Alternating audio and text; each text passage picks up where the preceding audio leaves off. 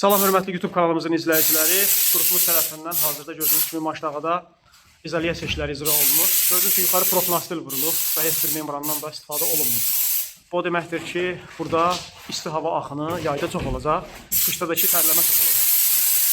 Səbəb bundan ibarətdir ki, gördüyünüz kimi maillik azdır. Hətta bura membran işləri təqib elə, yenə də havalandırma sistemləri, havalandırmanın dərəcəsi az olduğu üçün burada mütləq tərləmə olacaq. Ona görə də yaxşı olar ki, bu kimi dam örtüklərinə birbaşa metal örtüyə izolyasiya məhsulu püskürdəsiniz. Bu da ki, poliuretan izolyasiya olmalıdır. Hazırda bizim tərəfimizdən iş icra olunur poliuretan izolyasiya vasitəsilə. Birinci biz metal örtüyün dərəcəsinə baxaq. Gözlüyümü 12 dərəcə. Yəni 5 dərəcədən yuxarı istifadə etmək lazımdır. 5 dərəcədən aşağı olduğu halda həm məhsulda texniki problem yaradır, həm də işdə texniki problem olur. Ola bilər ki, qısa müddətdə bu texniki problem ortaya çıxmayaq, amma gələcəkdə məhsulda mütləq texniki problem olacaq. Ona görə də bu texniki məsələləri mütləq nəzərə alın. Çox uzun uzadı, vaxtınızı almaq istəmirik.